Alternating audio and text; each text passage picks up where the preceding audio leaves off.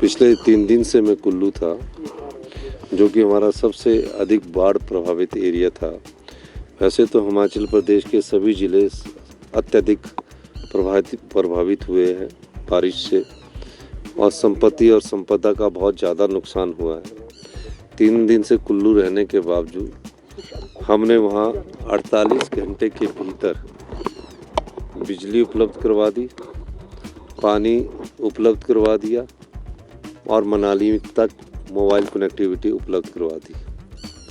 ये सब टेम्परेरी तौर पर उपलब्ध करवाई गई है और 70,000 पर्यटकों में से 60,000 पर्यटक आज सुबह 9 बजे तक उनको अपने गंतव्य स्थान पर भेज दिया है। जो 10,000 पर्यटक और हैं वो अपनी गाड़ियों के साथ घर ले जाना चाहते हैं। हमने उनसे कहा है कि आप अपनी गाड़ियां रख दीजिए, हम आपको रिसीप्ट दे रहे हैं। जब रोड ठीक होगा तो उस समय आप अपनी उन गाड़ियों के माध्यम से दोबारा अपनी गाड़ियां ले जा सकते हैं। मनाली में 90% पर्यटकों को निकाल लिया गया है। कसोल, खीरगंगा, बख्शैनी, ये पुलगा, ये कुछ एक ऐसे क्षेत्र है जहाँ यूथ पर्यटक बहुत ज़्यादा होता है। वहाँ भी आज शाम तक टेलीफोन का संपर्क हो जाएगा, मोबाइल का संपर्क हो जाएगा। और वहाँ जो सड़क है वो 500 मीटर पूरी बह गई है, वो तो अभी बनने में समय लगेगा, लेकिन हम वहाँ से भी पर्यटकों का संपर्क उनके घर वालों से करवा देंगे, जिसमें कुछ विदेशी पर्यटक भी हैं और वो सब सेफ़ हैं। फिर तीर्थन वैली में बड़ी नैरो वैली है, उस वैली में भी कुछ पर्यटक है, उसमें भी हमारी सड़क आज शाम तक पहुंच जाएगी।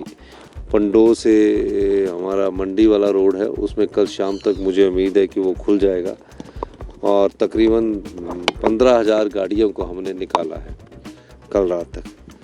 1 वे ट्रैफिक किया गया और खुशी इस बात की है कि जितना स्पीड अप ये कार्यक्रम हुआ, इससे पहले ऐसा आपने भी देखा होगा, कभी नहीं देखने को मिलता।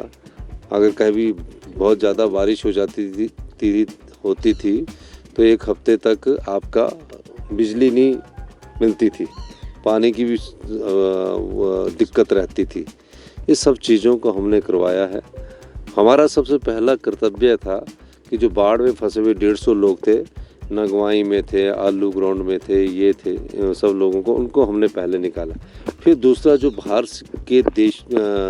के प्रदेशों से जो लोग आए थे और देश के बाहर से भी कुछ फॉरेनर आए थे, उनको निकालने का दायित्व था। हम ये कह सकते हैं कि 80% जो बाहर के लोग हैं उनको हमने निकाल दिया है।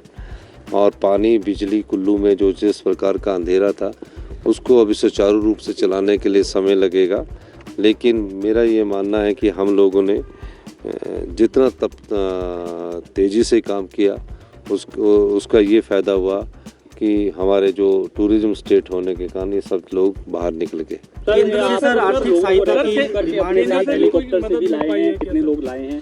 अभी फिर उसके बाद हमने किन्नौर में बादल फटा, सांगला में बहुत नुकसान हुआ है और वहाँ से रेस्क्यू करके मैं 9 लोगों को साथ लाया, जिसमें 2 लोग हमारे गुड़गांव के थे और 119 के लोग, जिसमें कि 4 विदेशी थे और 40 वेस्ट बंगाल, कलकत्ता से आए हुए थे। सर, केंद्र से आर्थिक सहायता की मांग रहेगी और आपने देश के प्रधानमंत्री जी से भी बात हुई है, देश के गृह मंत्री जी से भी बात हुई है, देश के रक्षा मंत्री जी से भी बात हुई है मेरी। मैं कुल्लू बैठ के ही मैंने अपना हेड ऑफिस, देश के हमारे सड़क परिवहन मंत्री से बात की। सभी ने हमें आश्वासन दिया कि हम आपको आर्थिक सहायता सभी प्रकार करेगी।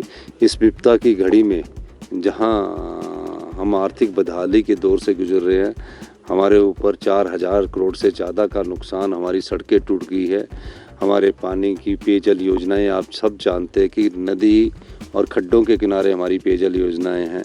सारे हिमाचल प्रदेश में 80% पेयजल योजनाओं को नुकसान पहुंचा है। और ये कह रहे हैं कि भी जो तेज़ी होनी चाहिए थी, खास करके उनके इलाके में, वो नहीं हुई। थुनाग में बड़े स्तर पर नुकसान हुआ। नहीं, थुनाग में भी तेज़ी हुई है और मैं ये इस समय उनकी इस बात पर टिप्पणी नहीं करना चाहता, ना मैं राजनीति की बात करना चाहता हूँ। विधानसभा का सत्र आएगा तब हम बताएंगे कि आपके समय जब यहाँ हैजा पीलिया फैला था पानी में अश्विनी खड्ड में, तो कितने लोगों का देहांत हो गया था और कितने दिन में आपने कंट्रोल किया था। हमने तो 48 घंटे में 70,000 के करीब पर्यटक निकाल कर ये दिखा दिया। मनाली और कुल्लू जैसे क्षेत्रों में हमने बिजली टेम्परेरी पहुंचाई है, मोबाइल कनेक्टिविटी पहुंचाकर ये दिखा दिया कि ये सरकार काम करने में विश्वास रखती है, अच्छे शासन में, अच्छे प्रशासन में विश्वास रखती है। बहुत बहुत धन्यवाद।